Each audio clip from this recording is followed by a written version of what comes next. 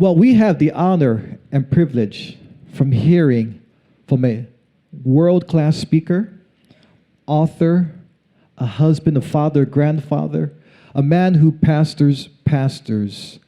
And last several days, we had the honor of hearing from Pastor Larry Osborne, and he has imparted such a leadership mindset to our team, to our staff, to our other Every Nation pastors. He comes really, they say North Coast Church, which he pastors, is one of the top 10 most influential churches in the nation.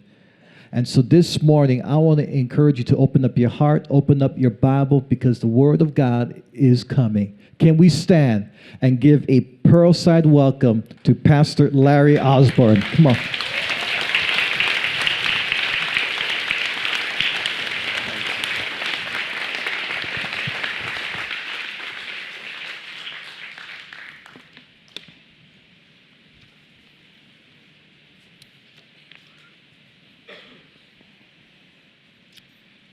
He's probably one of the most famous figures in the Bible. If you had the privilege of growing up in a Christian home and went to this thing we call Sunday school, you probably heard his story every single year because it's an amazing Sunday school curriculum. It is full of adventure. It's full of excitement. As a young kid who had the privilege of growing up in a Christian home, I heard that story so many times I could tell it before the teacher was finished. And unfortunately, though it was well-intentioned, I picked up some things that weren't really part of what God intended in that story. You see, I thought it was a story that told me this message: that if I am bold and courageous and obedient for God, nothing will touch me. And that's because I always saw this man's story as the ultimate adventure story in the Bible.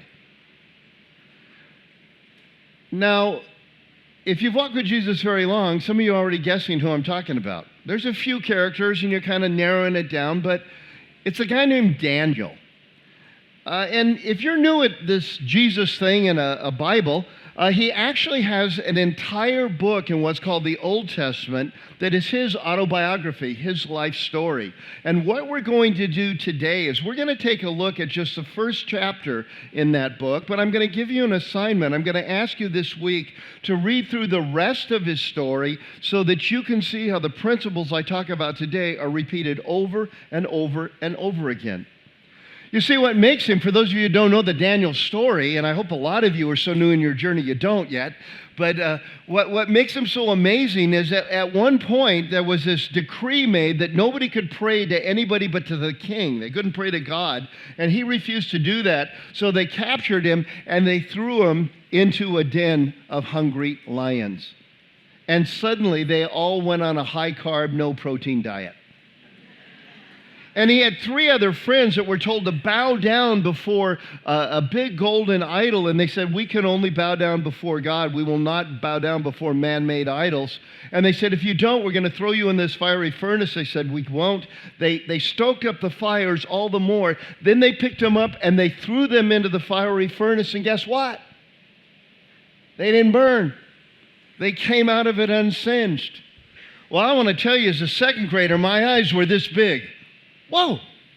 And as you can imagine, with a few stories like that, I picked up the idea that if I'm bold and courageous, nothing can happen to me.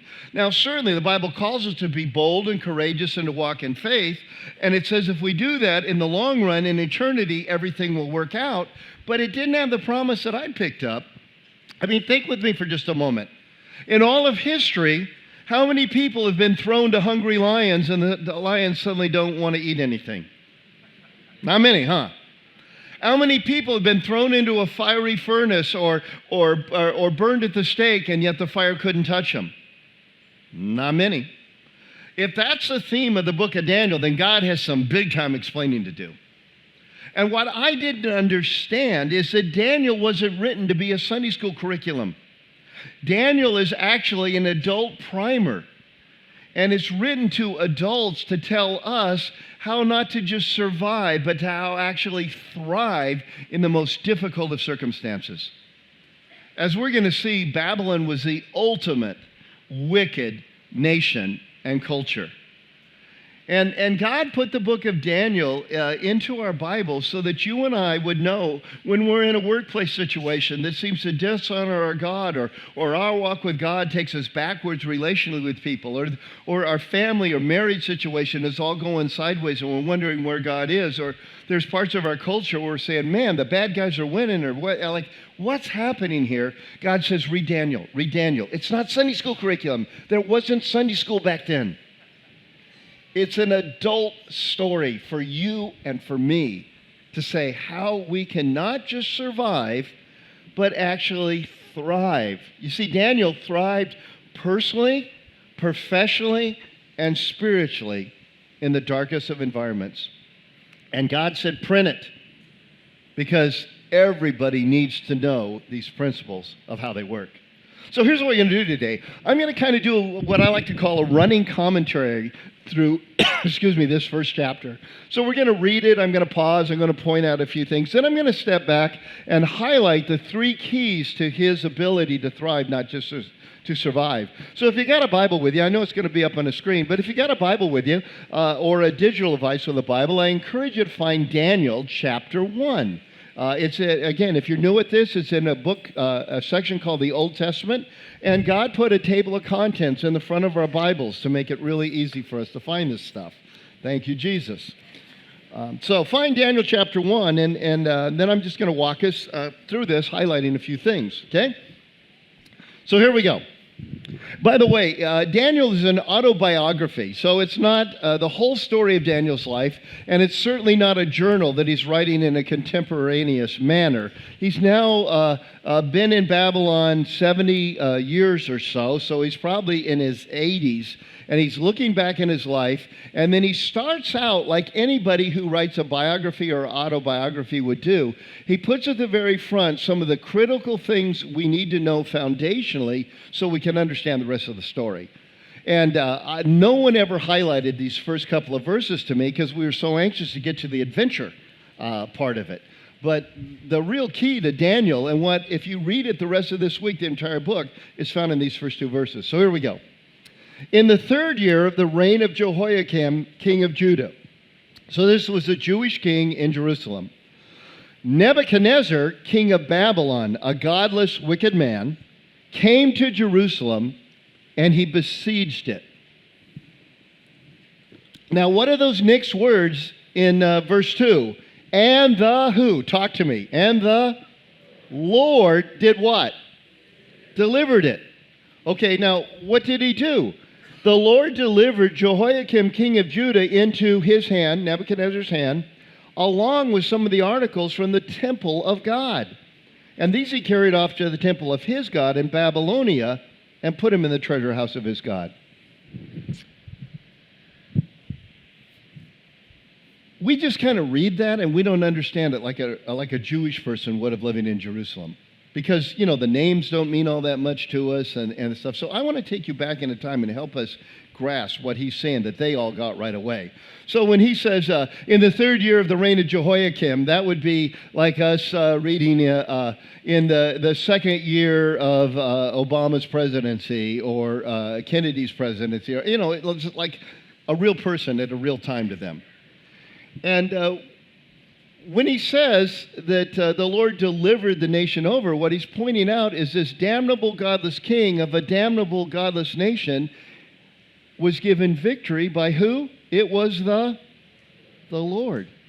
And not only did he besiege Jerusalem and capture it, but he raided the temple of God. Now, you and I would think, and a good Jew thought from some of the Old Testament stories, that if you mess around with the Ark of the Covenant, you break into the temple of God, you're going to be struck dead. But that's not what happened to them. And he says, no, the Lord said, y'all come in, you raid my temple, you take some of my devoted things, and you take them all the way back, and you put them up in the temple of Baal, the demon god that you worship, and have a little display case there to show that the God of Israel is a weak and impotent God. And Daniel says it was the Lord who delivered. You see, to understand the book of Daniel, The key to unlock it is found in those first few words of the second sentence. Daniel says, you will never understand anything about what I did. You will never understand about how I thought. You will never understand why I reacted the way I did if you don't understand this. As a young, probably around 16-year-old teenager, when I am taken captive and brought over to Babylon, that though I did not like what was happening, though I did not understand what was happening, though it was painful and confusing, I built my life from that point on this understanding. God is in control of who's in control. And even when Nebuchadnezzar destroys God's city, razes God's temple, and mocks God and gets away with it, God is in control of who's in control. So if you treat your Bible as a life textbook, and I hope you do, you ought to underline those first few words of chapter 2, because men and women, they are the key to unlock the whole rest of this story. So now let's continue on as we pick it up in verse 3. The king ordered Ashpenaz, chief of the court officials, which, by the way, was the chief eunuch, is actually what it says in the original language, to bring into the king's service some of the Israelites from the royal family and nobility. So he just took a few of them, kind of the cream of the crop. And I love the humble way that Daniel describes what he and his friends were like. A young man without any physical defect, handsome, showing aptitude for every kind of learning, well-informed, quick to understand, and qualified to serve in the king's service, if I say so myself. And he was to teach them the language and the literature of the Babylonians. Well, once again, this is one of those things that just kind of goes over our head if you haven't studied it in depth. But the language and the literature of the Babylonians is code for not reading, writing, and arithmetic, but for astrology and the occult. See, Babylon is where those started. And so for 3 years, he is going to be in a forced to be in a graduate program, and the core curriculum is going to be astrology and the occult. 2 things the Israelites were obviously forbidden to practice. Then we pick it up in verse 5. The king assigned them a daily amount of food and wine from the king's table, which wasn't kosher, by the way. And they were to be trained for 3 years, and after that they were to enter the king's service. Don't miss what that phrase says. Entering the king's service means they were to be a part of the administration of the very Nebuchadnezzar, godless king, who worshiped demons, mocked God, and destroyed his hometown. Not a really good week so far. Would you agree? So he assigned him the daily amount of food, and then now we pick it up. Among those who were chosen were some from Judah: Daniel, Hananiah, Mishael, and Azariah. And the chief eunuch or official gave them new names. To Daniel he gave the name Belshazzar, to Hananiah Shadrach, to Mishael Meshach, and to Azariah Abednego. Or as my kids learned it, Shadrach, Meshach, to bed we go.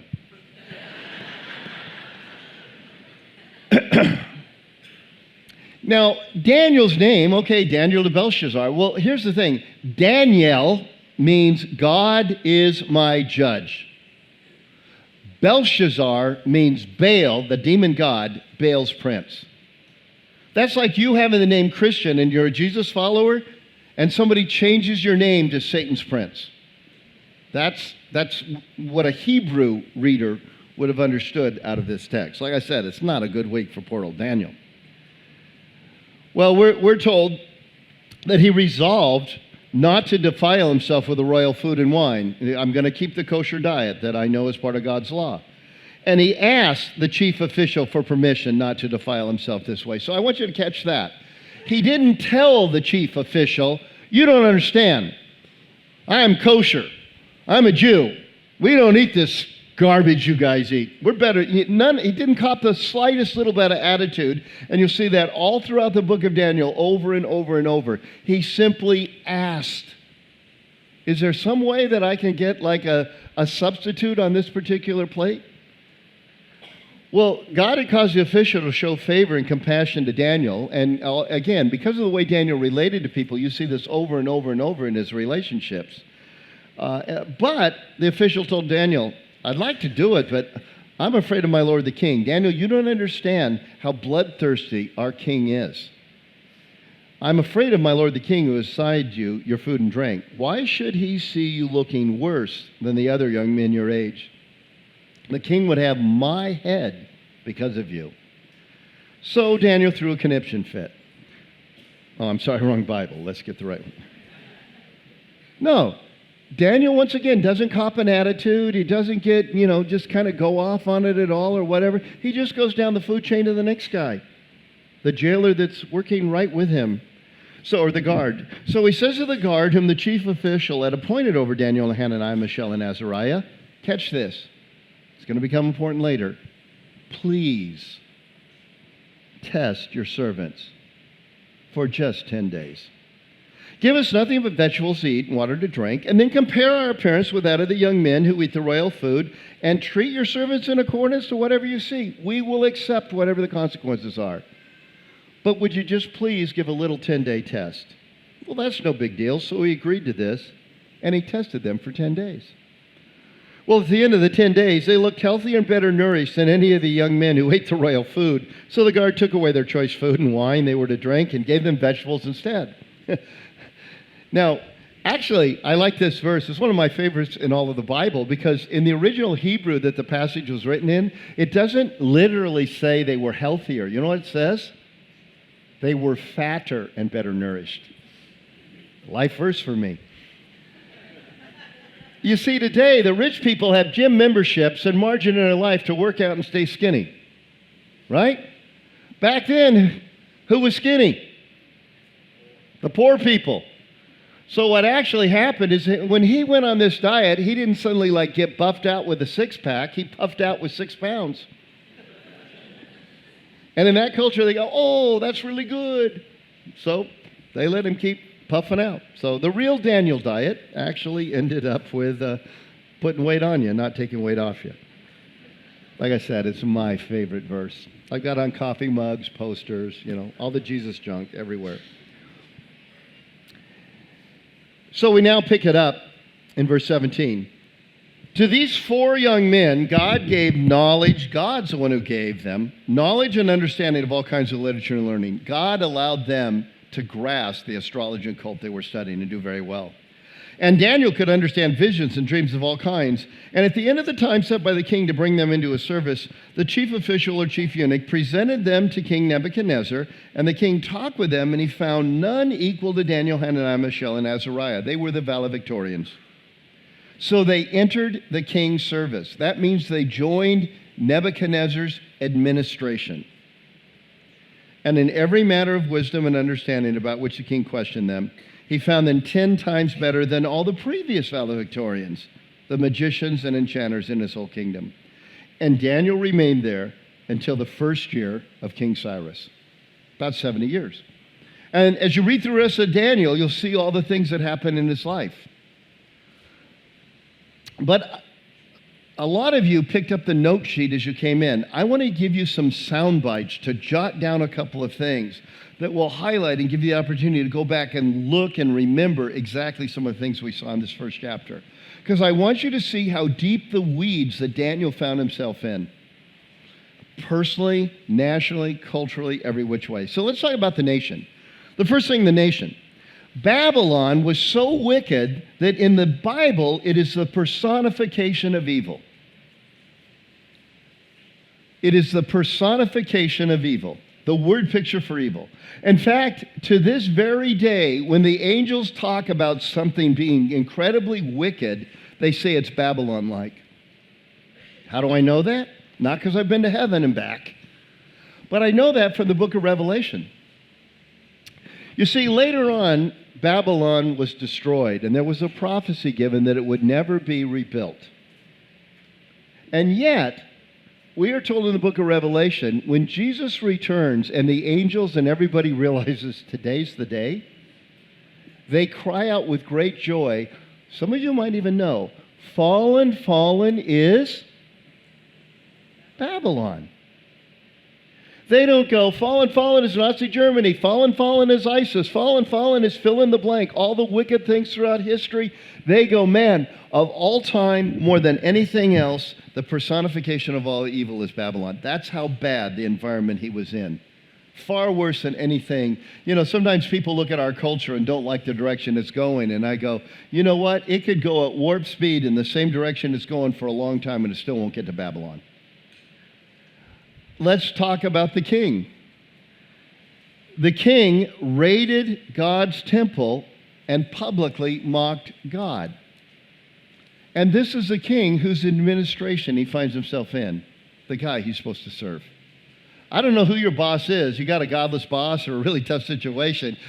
You ain't got Nebuchadnezzar. Okay? And that's why this story is here for us. What about the culture? Well, the core curriculum emphasized astrology and the occult. Now, sometimes I wonder about some of our school systems and things, some of the stuff that's being taught. But I want to tell you, in the worst day, at the worst school, in the worst classroom, by the worst teacher, you never had to get a master's degree in astrology and occult to get a good job. That was a core curriculum. Now, Daniel, how tough was it for him personally? Well, he was kidnapped, castrated, had his name changed to honor Satan, and then he was forced to study the occult and serve the administration of an evil and godless king. Like I said, that is one really bad week. Kidnapped as a young man with those young nobles and taken. Castrated, some of you longtime Christians are going, I never saw that. Some of you grew up in Sunday school and said, never taught me that. Well, there are things we don't teach the kids. But the Bible doesn't explicitly say he was castrated, but let me explain to you why why I would say that. First of all, in Jewish culture, it was very, very important to have sons, to pass on your heritage, but also it was your social security. If you hit old age without sons, you were dead meat. And that's why throughout the Bible, it's very important to say who begat, and who had this child and that. And there's these little things. There's nothing ever about Daniel and his family. The other thing we know from history, that kings, when they would take the cream of the crop and bring them to serve in their administration, wanted to protect against a potential problem. And think of this problem with me for a second. You're the king. You take the cream of the crop young men who are handsome, witty, and intelligent, but you also take the cream of the crop young ladies who are beautiful, and you put them in your what? Talk to me. Your harem. Do you see any problem for a crusty old king when you got a bunch of really beautiful women here and a bunch of really clever young guys here? How do you think you solve it? You turn them into eunuchs. And that's why, as I was reading it, I pointed out the Hebrew of the chief official. Actually, every time it says the chief eunuch. I want you to catch this, because if anybody had the right to be angry, if anybody had the right to be almost hateful to Nebuchadnezzar, the place he was, it'd be Daniel. Not only the mocking of his God, not only the destroying of his city, not only the kidnapping of him, the turning him into a eunuch, and then forcing him to study evil stuff, and then forcing him to serve him. I don't know how bad your Babylon is right now, but it's not as bad as his. It's not close. And that's why God put this story in the Bible. And what God's doing here is he's saying, you know what?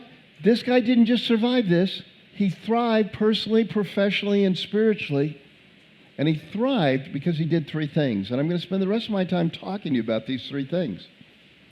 You see them in this first chapter, but we also see them over and over as you read through the rest of Daniel. So here's the first one. Daniel was a man of hope and optimism.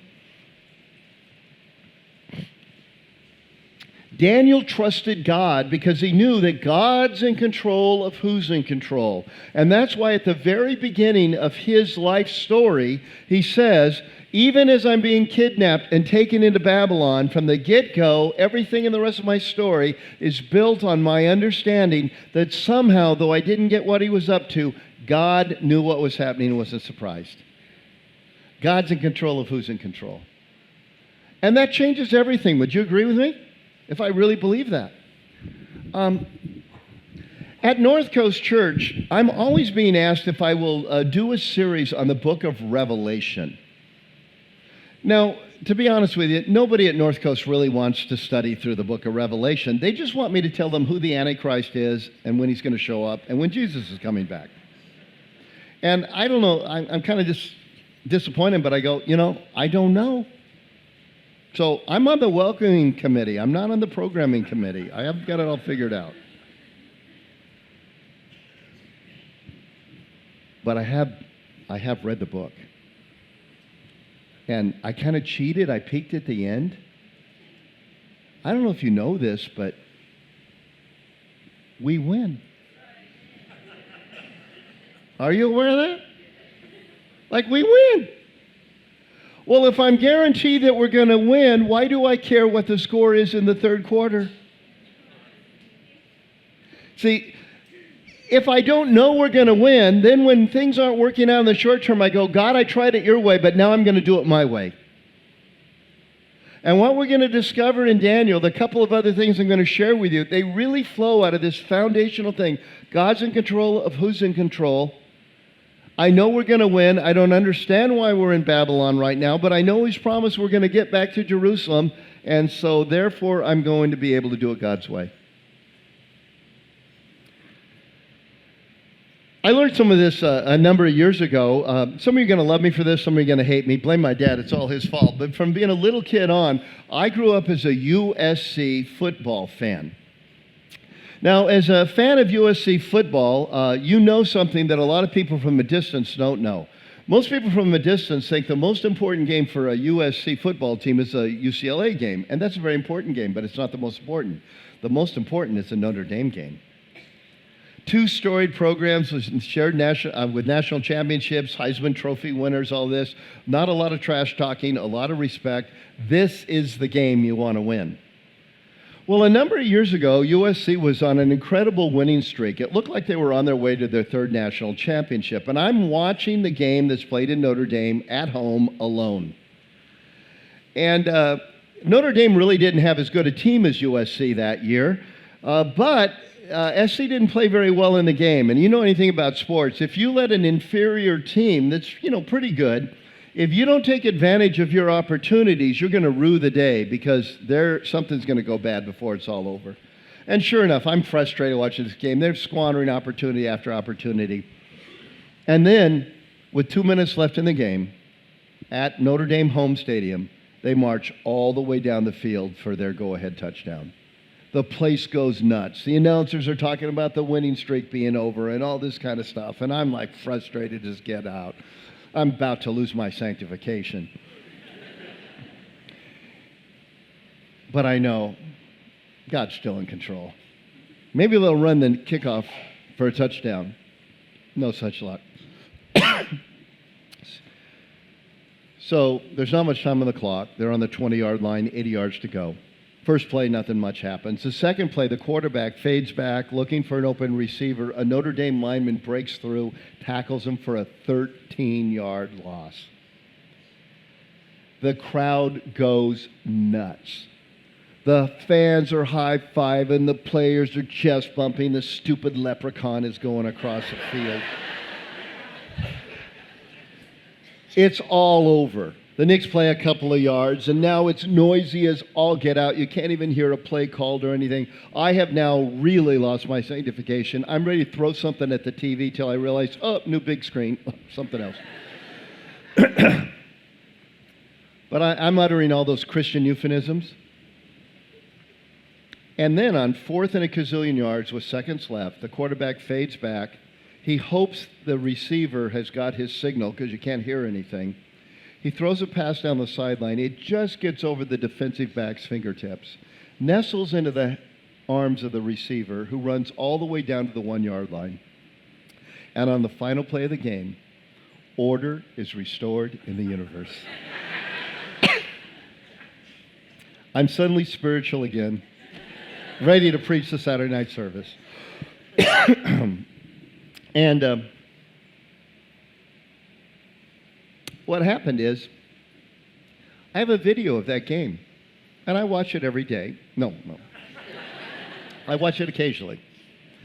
And when I come to that same play, that 13-yard loss where it's all over, the announcers are going nuts, the fans are high-fiving, the chest bump, the leprechaun, you know what I do? I play it again. And then I play it again in slow motion.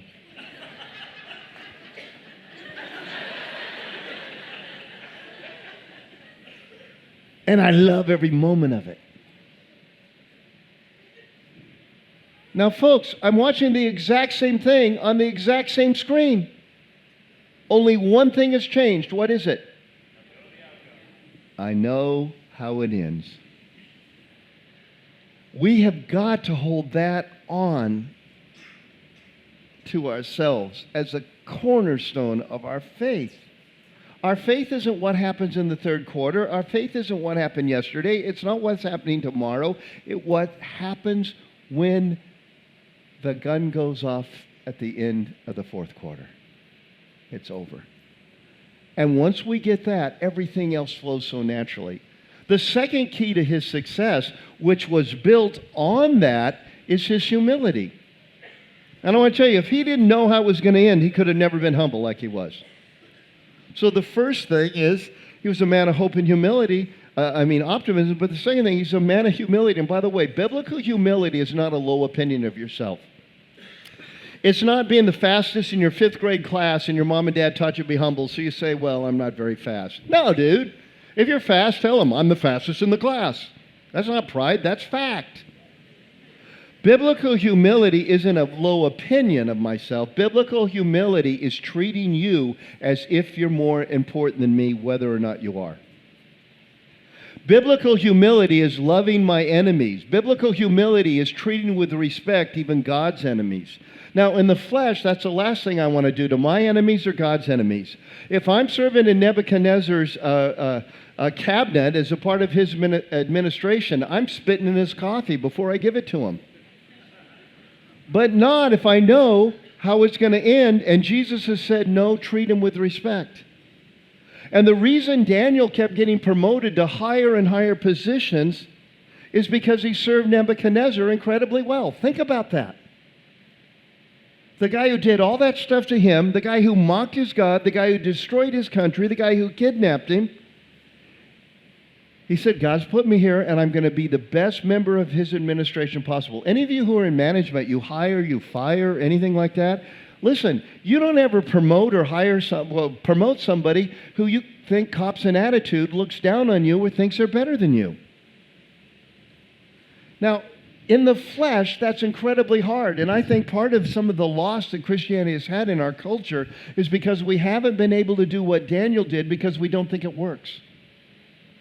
And we fight fire with fire because we forgot how it ends.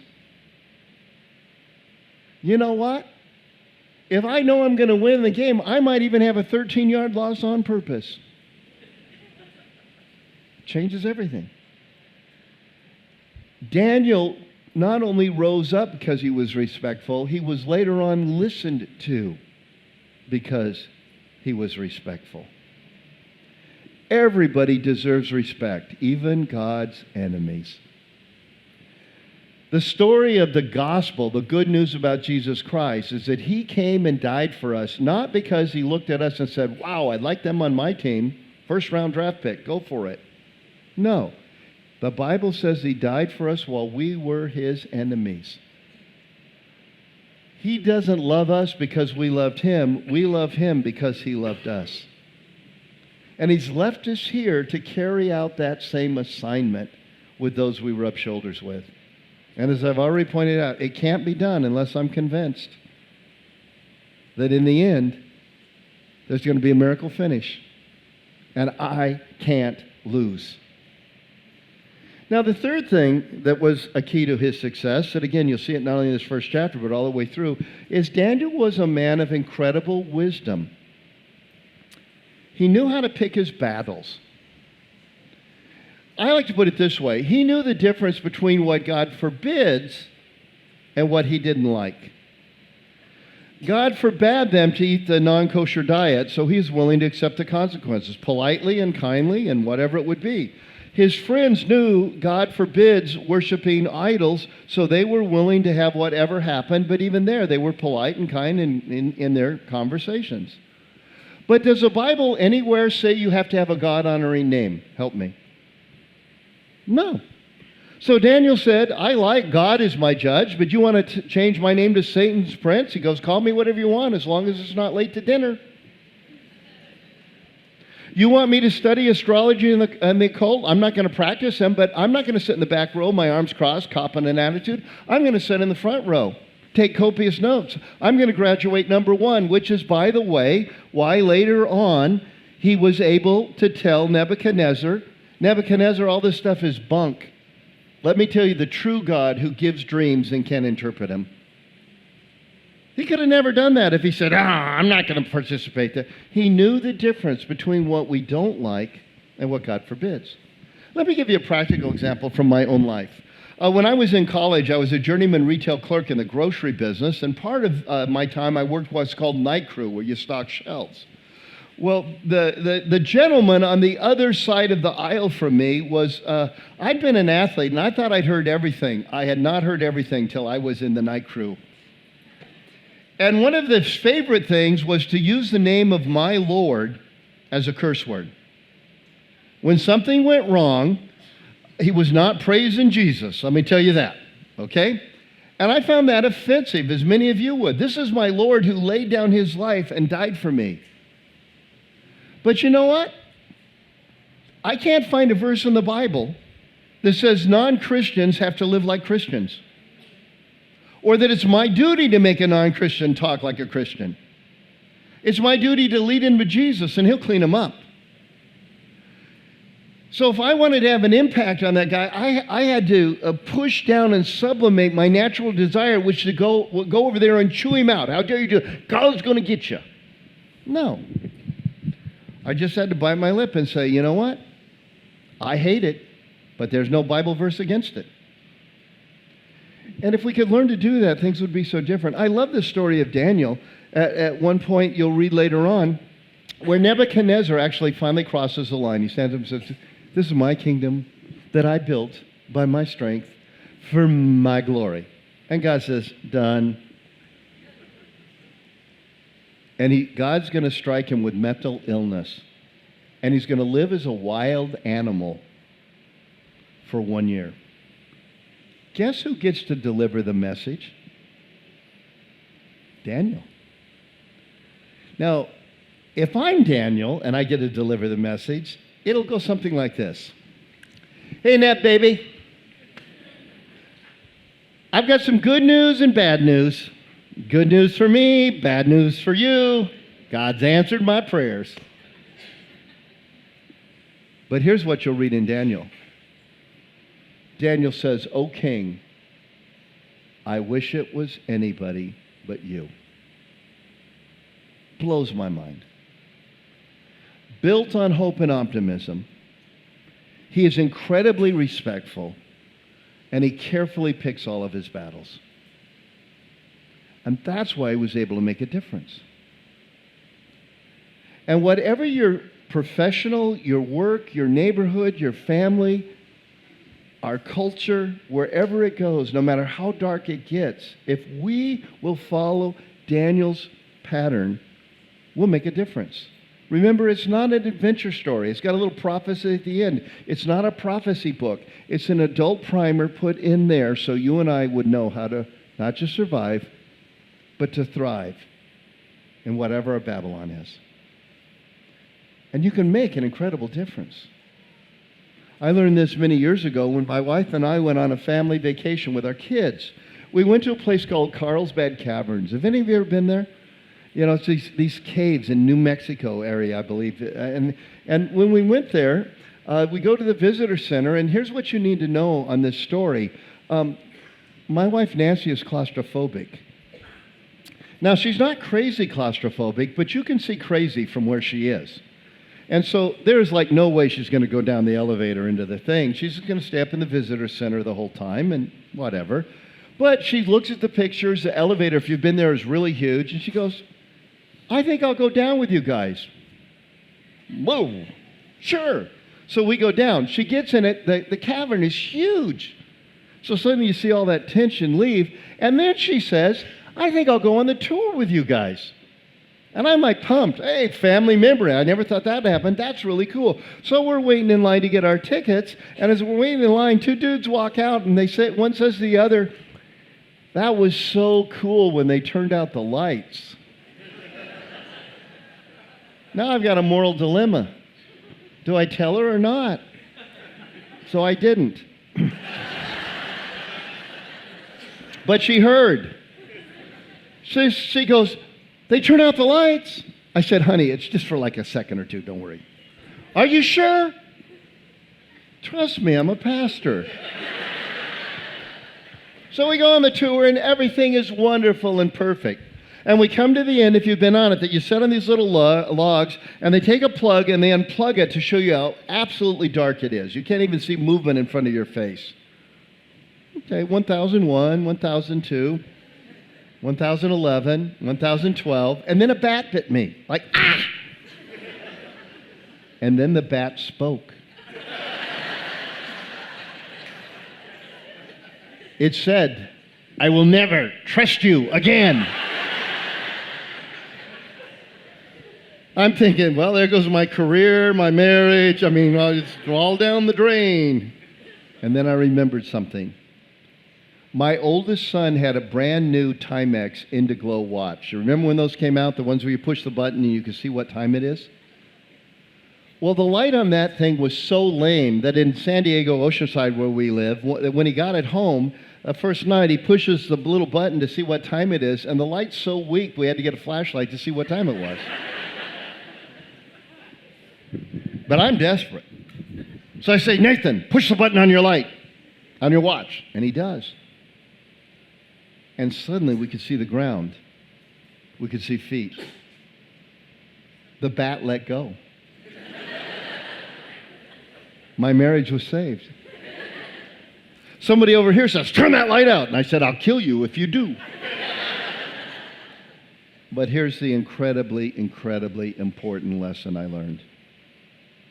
The darker it gets, the brighter the tiniest of lights shines. You see, we focus on how dark it is getting, and God is screaming out to us to say, focus on shining your light. There are three little buttons on your light watch. They're called hope, biblically, which is the word optimism in English. And out of that respect and the wisdom to pick battles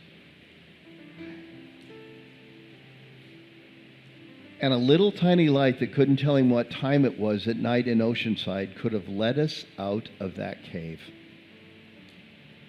That's who you are and what you've got. You don't have to have a 200 lumen LED flashlight. You just got to play God's game plan. And the darker it gets, the brighter it will shine. None of us are where we are by mistake. We're here by assignment. Play our position well. And play by His game plan. And you'll be amazed at what God can do. Thank you. God bless.